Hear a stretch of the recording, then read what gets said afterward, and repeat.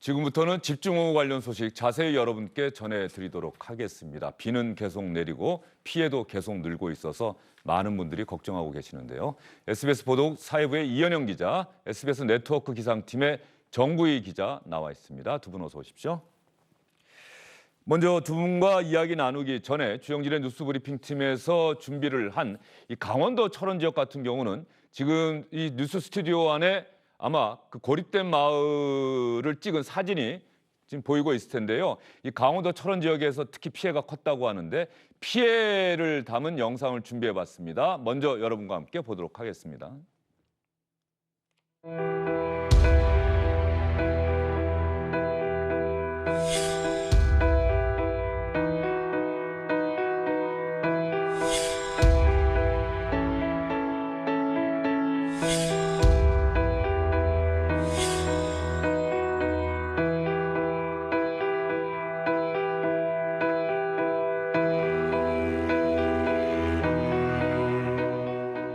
예, 강원도 철원의 저 마을 같은 경우는 아예 고립된 섬처럼 변해버렸습니다. 얼마나 많은 비가 내렸고 얼마나 하천의 수위가 올라갔으면 마을 전체가 저렇게 고립이 됐을까 싶은데요. 지금 피해 상황은 어떻게 파악되고 있습니까? 이현영 기자, 전체적으로? 예, 강원에 지금 현재 1,200여 명이 예. 대피를 했었는데요. 지금 피해가 어느 정도 복구가 된 지역의 주민들은 집으로 속속 돌아갔고요. 그렇지 않은 지역의 주민들은 인근의 경로당이나 체육관 등으로 대피를 해서 피해가 복구될 때까지 좀 기다려야 하는 상황입니다. 지금 시청자 여러분 보고 계십니까? 이곳이 강원도 철원이죠. 철원군 이길리입니까? 지금 이길리? 이게 저는 예전에 미국에서도 카트리나가 허리케인이 불어닥쳤을 때 한 도시가 전체가 침수가 되면서 저렇게 보트를 타고 이동했던 장면을 봤던 기억이 나는데 대한민국 강원도 철원에서도 저 정자 같은 경우는 지붕만 남겨두고 모든 물에 잠겼고 비닐하우스는 아예 수영장 안에 마치 비닐하우스가 쳐 있는 것처럼 그렇게 변해버렸습니다. 그리고 버스 정류장에 있는 택시도 승용차도 아예 절반가량 물에 잠겨버렸고요. 이현영 기자 완전히 고립돼 있네요. 예, 그렇습니다. 민통선 안쪽에 그 철원 동송읍, 예. 이길리, 그리고 김화읍, 생창리 이렇게 4개 마을이 완전히 침수가 돼서요. 지금 피해가 굉장히 큰 상황입니다. 강원도 철원군 동송읍 이길리를 비롯한 4개 마을에 예, 그렇습니다. 뚝이 터지면서 침수가 됐고 침수가 되는데 30분도 채 걸리지 않았다. 아이고, 정말 얼마나들 지금 고생들이 많으실까 그런 생각이 절로 듭니다.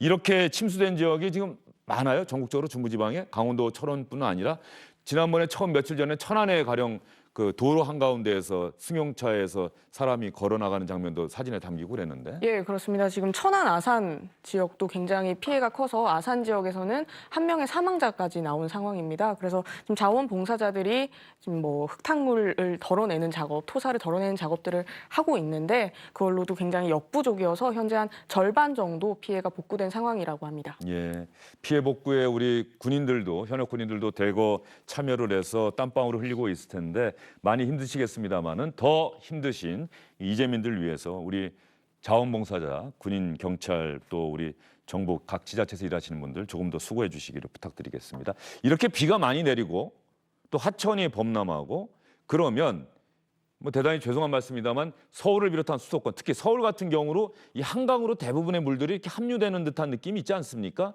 지금 한강 수위가 많이 올라가고 있다고 아까 김상민 기자도 이야기를 했는데 네. 지금 어느 정도 상황이에요?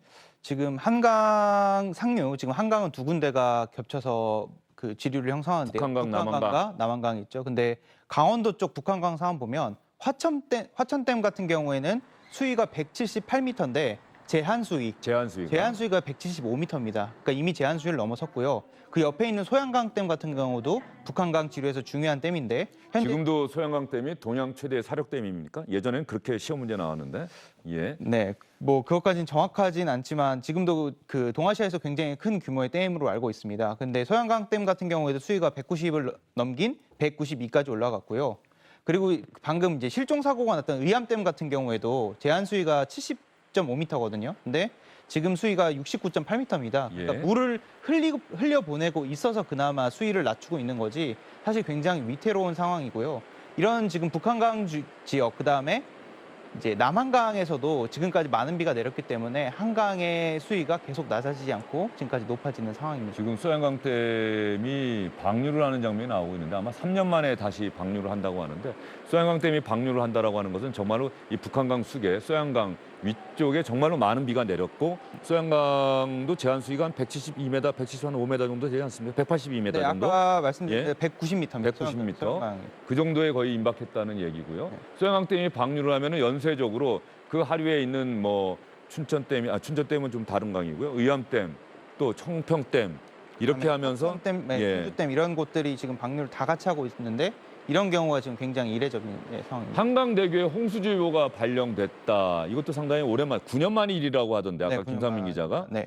한강대교 수위 또 잠수교 수위가 지금 엄청 많이 올라간 거죠. 네, 그렇습니다. 여전히 곳곳에 이제 동부간선도로나 이쪽에 통제가 일부 구간들은 통제가 이어지고 있는 상황이고 일단 지금 당장 비가 많이 내리지는 않습니다. 내일까지도 수도권 지역은 소강 상태를 보이기 때문에 강원도도 마찬가지고요. 비의 양이 많지는 않은데 문제는 지금까지 내린 비의 양이 말 그대로 산간 지역에는 모이고 있게 됩니다. 그러니까 해당 지역에 비가 많이 내리지 않더라도 주변에서 내린 물이 계속 댐으로 모여들고 그게 다시 내려오기 때문에 당장 비가 그쳐도 수위는 계속 또 상승할 수가 있습니다. 예, 지금 한강 철교 주변의 모습을 여러분 보고 계시는데요. 한강은 그야말로 황토빛 강으로 마치 황하강처럼 황토빛 강으로 변해 버렸고요. 올림픽대로가 물에 잠긴 모습 여러분 보고 계십니다.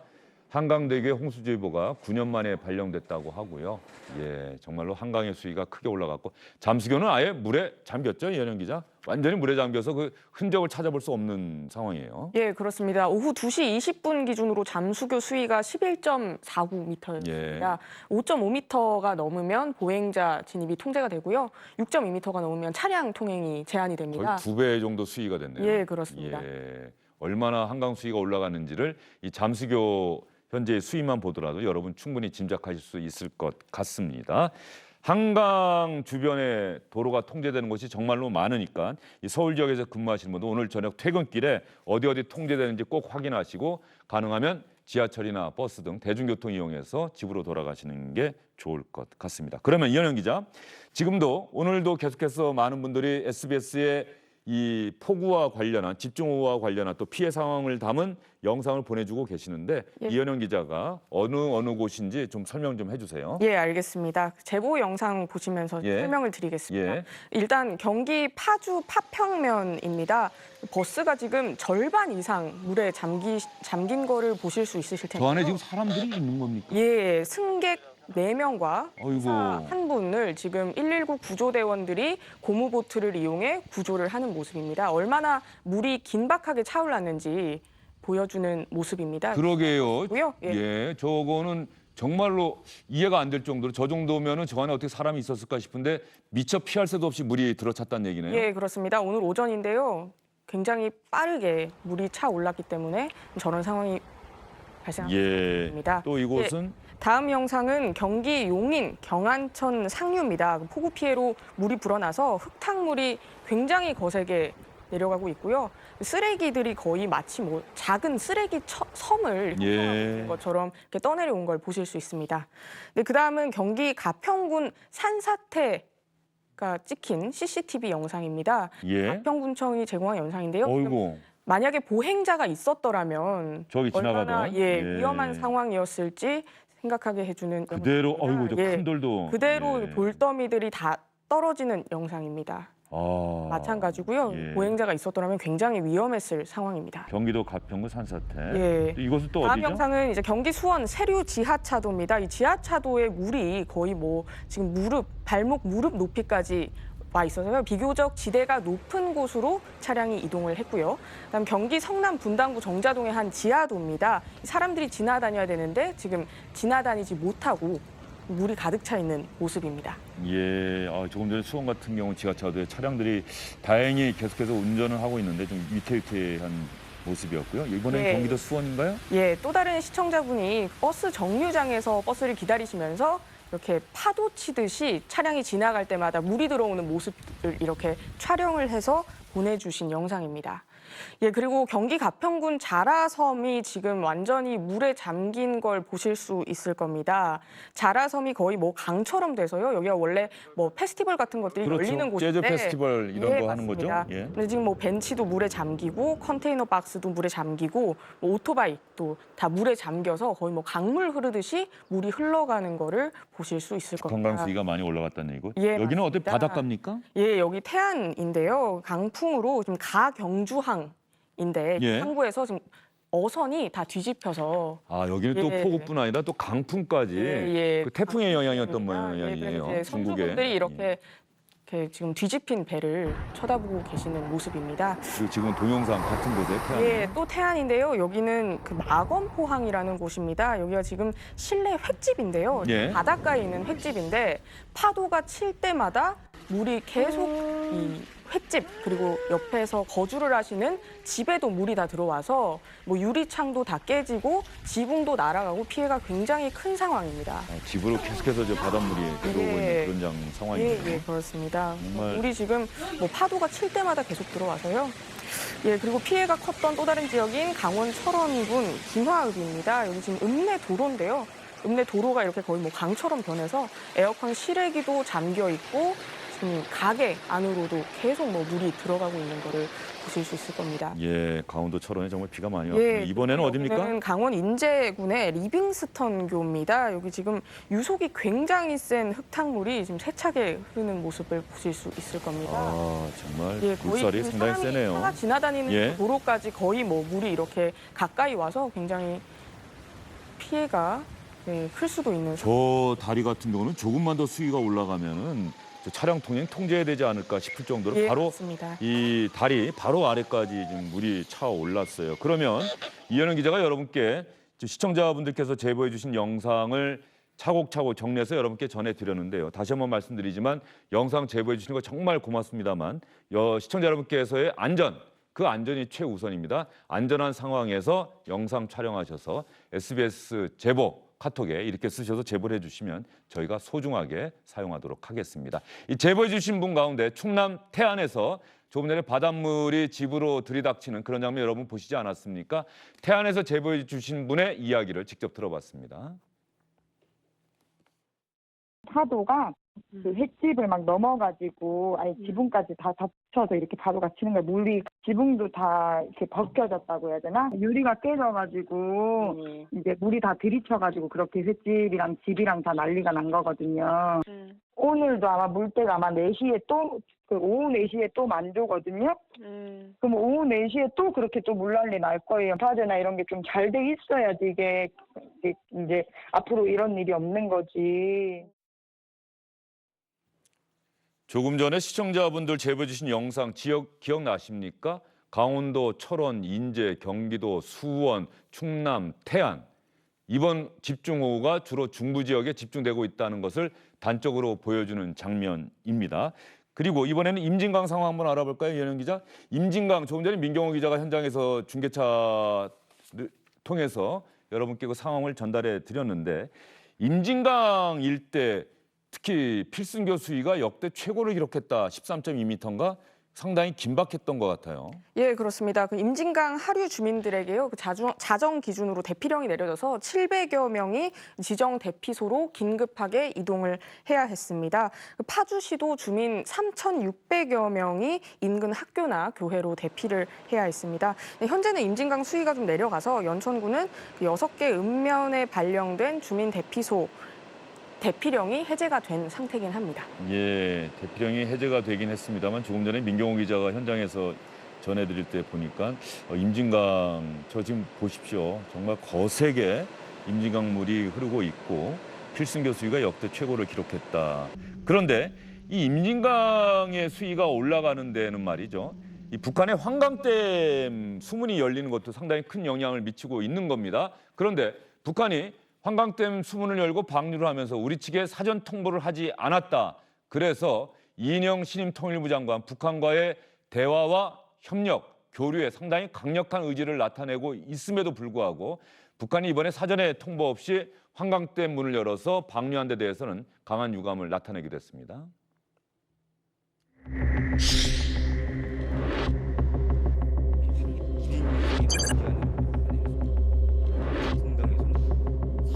수위가 높아져서 이제 경고 수위를 초과하게 되고 이제 방출량도 이제 최대로 많아질 것으로 그렇게 예상하고 있습니다.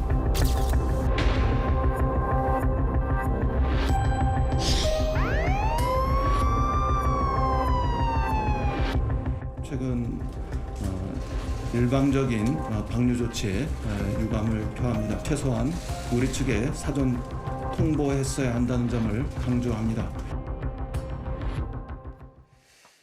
정국일 기자, 지금 북한 특히 임진강 상류, 임진강 수에 결정적인 영향을 미치는 황해도 지역에 상당히 많은 비가 내렸다면서요? 네, 뭐 우리나라가 북한에 비가 어느 정도 내렸는지 정확하게 알 수는 없지만 북한 이제 기상수문국 우리나라 기상청입니다.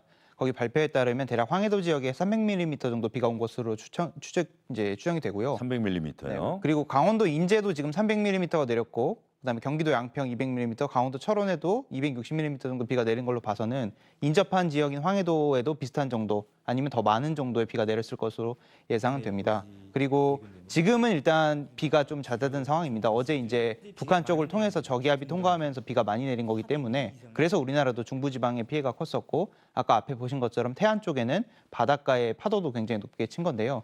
그 저기압이 지금 서해상으로 빠져나갔기 때문에 비의 양은 조금씩 줄어들고 있고 황해도도 지금 예상되는 비의 양은 5에서 40mm 정도로 많지는 않은 상황입니다. 예, 오늘 정오쯤에 SBS가 있는 서울 양천구 목동 창문 밖으로 태양이 잠깐 보이더라고요. 정말 반갑던데 다시 또 이제 먹구름이 태양을 가렸는데 지금 비가 좀 소강 국면을 보인다 내일까지. 그런데 또 주말에는 비가 많이 내리는 겁니까? 그렇습니다. 지금 이제 비 같은 경우에는 이제 수도권 같은 경우에는 비가 많이 잦아든 상황이고요. 오늘 비가 많이 내린 이유는 아까 말씀드렸던 태풍이 남긴 저기압이 동해에서 서해로 통과하면서 그 사이 비가 많이 내린 겁니다. 북한 지역을 통과했기 때문에 북부 지역을 중심으로 비가 많이 내린 거고요. 현재 지금 이제 전국에 내렸던 호우주의보, 호우경보 모두 다 해제가 됐습니다. 앞으로 한 12시간 정도 안에는 강한 비는 없을 것으로 예상이 되는 상황이지만 내일부터 이제 오늘 남부지방은 계속해서 비가 내릴 거고요. 내일까지도 남부지방은 비가 이어지고 내일 오후부터 수도권에 다시 비가 옵니다. 그리고 이제 주말까지 그리고 수도권 같은 경우는 다음 주 금요일까지도 장마가 이어질 걸로 예상이 되는 상황입니다. 다음 주 금요일까지라고 하는 얘기가 어쨌든 간에 이 상황에서 좀 반갑게 들리는 거예요. 다음 주 금요일이면 중부지방의 장마, 이 집중호우 이제 끝난다 이렇게 봐도 됩니까? 현재로서의 예보를 기준으로? 네, 그렇습니다. 일단 그 장마전선의 위치를 결정하는 게 이제 그 폭염을 몰고 오는 북태평양 고기압인데 그게 남부지방을 계속 둘러싸고 있었습니다. 근데 아까 말씀드렸던 저기압이 그 북태평양 고기압을 살짝 밀어내서 지금은 남부지방까지도 장마의 통로가 형성된 상황이고요. 예. 그래서 다음 주까지도 비가 계속 올 텐데 중부지방 같은 경우에는 이제 다음 주 금요일 이후 토요일과 다음 주 일요일 정도에는 이 북태평양 고기압이 한반도를 덮는 것으로 되어 있습니다. 그러면 중부지방 같은 경우에도 장마가 끝날 가능성이 있는 것이고요. 다만 이제 기상청이 10일 예보, 장기 예보라고 하는 것은 정확도가 한 50에서 60% 정도 사이입니다. 즉 아주 신뢰할 수 있을 만한 정보는 아니라는 것이죠. 그래서 참고용으로만 알아두시면 좋겠습니다. 참고용이지만 그래도 반가운 소식이네요. 이번 비가 지금 며칠째 장마가 벌써 40한 4일, 5일 되지 5일 정도 않았습니까? 됐습니다. 이미 6월 달부터 장마가 계속 시작했고 6월 24일 날 시작해서 지금 45일째고요. 앞으로 최고 기록인 49일을 깰 것으로 보입니다. 그러면 2020년 중부지방의 장마는 기록적인 장마로 기록될 것이다. 그런 말씀이시네요. 기상관측사상 가장 긴 장마가 될 것 같습니다. 기상관측사상 최장 장마가 될 것이다. 네. 예, 알겠습니다. 그리고 그나마 다행인 소식은 중기예보 맞을 확률 한 절반이 조금 넘는다고 하는데 정국일 기자가 그래도 다음 주 금요일이면 이번 장마가 끝날 것이라는 중기예보가 나왔다는 소식. 그나마 여러분들이 반가워하지 않을까 싶습니다. 이번 집중호우로 상당히 많은 피해가 났는데 특히 이 산사태로 인한 피해가 컸다고 합니다. 사망자도 지금까지 17명이 나왔는데 산사태로 숨진 분이 가장 많다 이런 이야기가 나오고 있어서 지금부터는 산사태 이야기를 한번 해보도록 하겠습니다. 먼저 저희가 준비한 영상부터 보시죠.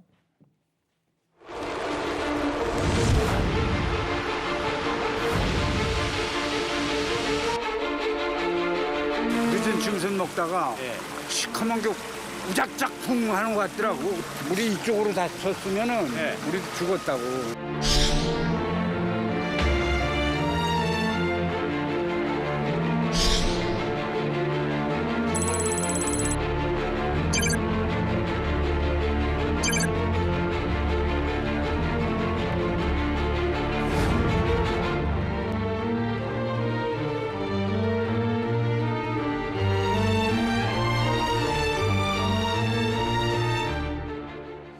이현영 기자, 산사태로 인한 뭐 인명 피해나 재산 피해 어느 정도 됩니까? 예, 지난 2일과 3일에 걸쳐서 경기 가평, 평택, 안성에서 이제 산사태 사고가 네. 나서요. 모두 7명이 숨졌습니다. 아, 7명이. 예. 거기에서만 7명이고 전체 사망자 가운데는 10명이 산사태로 인해서 숨졌다라는 자막이 조금 전에 나갔는데, 그러면 조금 전에 이현영 기자가 이야기한 그곳들 말이죠. 산사태 같은 경우도 미리 산사태를 여기는 대비해야 하는 관리 지역이다, 조심해야 하는 지역이다, 뭐 그런 지역들이었습니까? 아니면 그런 지역이 아닌데도 불구하고 산사태가 난 겁니까? 예, 결론부터 말씀드리면 이 사고가 난 지역들은 산사태 취약 지역으로 지정이 안 돼 있었습니다. 아. 원래 그 지자체에서 산사태 취약 지역으로 지정을 해서 관리를 해야 하는데 이 사고가 난 지역들을 저희 취재진이 직접 가보니 전혀 취약 지역으로 지정이 돼 있지 않은 곳들이었습니다. 지금 피해 지역 지질이 안반풍화로 토심이 깊고 대규모 퇴적층이 쌓여 있었다라고 산림청이 산사태 피해지 현장 조사 결과를 얘기를 했는데, 정국 기자, 저게 무슨 뜻입니까? 퇴적층에 좀 주목을 해야 될 것 예. 같습니다. 이제 그 산사태에서 가장 중요한 건 물이 지하로 잘 빠져 나간다면 그래도 확률이 좀 괜찮은 건데, 아, 이제 물이 잘 이렇게 배수가 된다면 네, 산사태가 안 나는 거다. 좀 덜 날 수 예. 있기 때문에 그 배수 상황을 보는 건데, 퇴적층이 깊다는 얘기는 물이 잘 빠져나간다는 얘기입니다. 그래서 그 지역 자체가 빗물을 감당할 수 있는 양이 많기 때문에 산사태가 일어날 확률이 그렇게 높지는 않다, 이렇게 산림청이 파악을 한 것 같습니다. 산사태 같은 경우도 징후 같은 게 좀 있습니까? 그 산 주변에 사시는 분들이 참 많을 텐데 말이죠. 네, 그렇습니다. 이 말 그대로 원래 물이 흐르지 않던 지역에서 갑자기 이제 비가 오면서 물이 흐른다거나, 아니면 원래 물이 흐르고 있던 지역에서 갑자기 물이 흐르지 않는다, 이거는 땅 속에 있는 지형이 변화했다는 얘기거든요. 아. 그렇기 때문에 물의 흐름이 바뀌었다는 것 자체가 산사태의 징후로 좀 볼 수가 있고요. 예. 심한 경우에는 이제 산울림, 땅울림이라 그래서 이제 천둥 소리 같은 소리가 납니다. 하지만 예를 들어 날씨가 맑은 날에도 갑자기 큰 소리가 난다고 하면 땅이 주변에서 꺼진 것일 수가 있기 때문에 산사태의 위험 징후로 볼 수가 있겠습니다. 그런데 저 밑에 있는 저 징후가 나타날 때는 거의 산사태가 바로 나는 것 아닙니까? 저 정도면은? 그렇습니다. 거의 산사태가 발생하면 1분에서 2분 정도 사이에 이미 뭐 주택이나 뭐 주변 지나던 사람을 덮치는 경우가 있기 때문에 사실 저 정도 상황이 되면 거의 피하기는 어려우실 것 같고요. 때문에 이제 산림청에서 산사태 위험 예보 경보 제도를 도입을 하고 있습니다. 이 위험 지역으로 이제 예보가 나오게 된다면 그 지역에서는 비가 많이 올 때는 좀 대피를 하시는 게 좋겠습니다. 지금 보이는 게 산림청이 발표하고 있는 산사태 경보주의보 지역인데요. 지금 경기도와 충청 그리고 강원도 중심으로 붉게 보이는 곳에 경보가 내려져 있습니다. 이런 지역에 만약에 산간 지역에 살고 계시다면 지금 내린 비의 양이 워낙 많아서 언제든 산사태가 일어날 수 있으니 이런 지형을 가실 때 조심하셔야겠고, 또 주택 사시는 곳이 산간 지역이다라고 생각되신다면 임시 대피소를 알아보셔서 피하시는 것도 방법이겠습니다. 잇따르고 있는 산사태로 많은 분들이 걱정하고 계시고요. 또 실제로 많은 피해도 나고 있습니다. 산사태와 관련해서 어떤 점에 주의해야 하는지 주영진의 뉴스브리핑 팀이 전문가와 전화 통화를 해봤습니다. 여러분 잘 들어봐 주시기 바랍니다. 흙으로 구성되어져 있는 산에서 많이 발생합니다. 흙으로 구성되어져 있는 산이 물기를 먹으면은 점점 무거워지겠죠. 거기다가 만약에 산의 경사가 조금 급하다 그러면은 바로 그 지점에서부터 산사태가 시작되게 됩니다. 흙으로 구성되어져 있고 경사가 급한 산이고 물길이 마을로 향하고 있다 그러면은 항상 위험한 지역이다라고 판단하시면 될 것 같습니다. 주변의 산이 흙으로 구성되어져 있고 경사가 급한 산이고 물길이 마을로 향하고 있다고 하면 항상 위험한 지역이라고 판단하시면 될 것 같다. 2011년인가요? 서울의 우면산의 산사태, 그 정말로 엄청난 규모의 산사태였는데, 우면산은 이렇게 물이 별로 안 흐르는 곳인데 네. 그때 그 산사태가 정말 크게 났는데, 그때도 마찬가지로 우리가 못 봤지만 우면산 밑에는 어쨌든 물길이 흐르고 있었던 것이고 그게 집안을 약하게 만들었다. 그리고 서울의 대부분 산 지역은 이제 화강암으로 구성되어 있어서 굉장히 단단한 돌입니다. 그래서 대부분 대규모의 흙더미가 없고 이제 산사태가 일어나는 경우가 많지 않지만 화강암으로 이루어져 있으면 또 배수가 안 된다는 또 문제점도 있으니까요. 그 위에 있는 흙들이 충분히 쏟아져 내릴 가능성이 있고 우면산도 그런 케이스라고 보여집니다. 이현원 기자에게는 이 질문 한번 드려볼까요? 어제도 전해드렸는데 충남 천안이 정말 큰 피해를 입었는데 예. 자원봉사자들을 좀 와주십사하고 적극적으로 홍보도 하고 있다고 하는데 천안 같은 경우는 매번 같은 피해가 반복되고 있다 이런 지적이 나오고 있더라고요. 예, 그렇습니다. 3년 전인 2017년에도 천안시가 특별 재난 지역으로 지정이 될 만큼 폭우 피해가 굉장히 예. 컸었습니다. 예. 근데 그 원인으로 가장 크게 지적이 되고 있는 게 지난 2017년 피해 이후에 정비 사업을 하겠다라고 이야기를 해놓고 그 행정 절차가 굉장히 복잡해서 그런 것들을 아직 제대로 해결을 못하고 공사를 어느 업체가 할 것인지 그 위탁 업체 선정도 굉장히 복잡해서 아직까지 준공률이 8%에 그치는 그런 안타까운 일이 있었기 때문에 이번에도 천안에 이렇게 피해가 컸던 게 아닌가라는 지적이 나오고 있습니다. 예, 자연재해는 뭐 인간이 어쩔 수 없는 측면이 분명히 있습니다만 그래도 우리가 자연재해에 대응해 나갈 때는 한번 큰 피해를 겪었다고 한다면 그다음에는 유사한 피해가 없도록 하는 것이 그나마 국민의 세금을 받아서 일하는 정부 또 지방자치단체에서 해야 할 일이 아닐까. 그런 측면에서 천안의 경우는 정말 아쉬움이 크다 이런 생각이 듭니다. 두 분 오늘 수고 많으셨어요.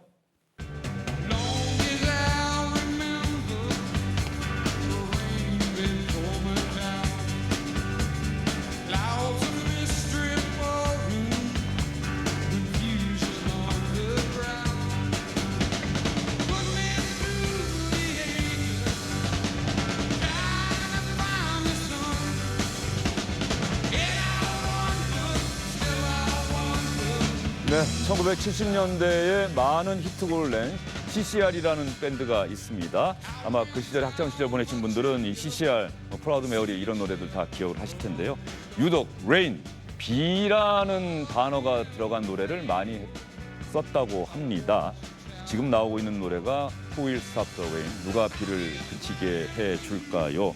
물론 은유적인 표현이라고도 합니다. 월남전에 대한 비판적 의식을 담아서 폭탄, 고엽제 이런 것들을 비에 비유했다 이런 해석이 나오고 있긴 한데 지금 대한민국 중부지방의 상황, 집중호우, 장마가 45일째 계속되고 있는 상황이어서 정말로 누가 이 비를 그치게 해줄 것인가 이런 마음에는 적어도 많은 분들이 동의하실 것 같아서 오늘 주영진의 뉴스 브리핑에서 이 노래를 여러분께 들려드렸습니다.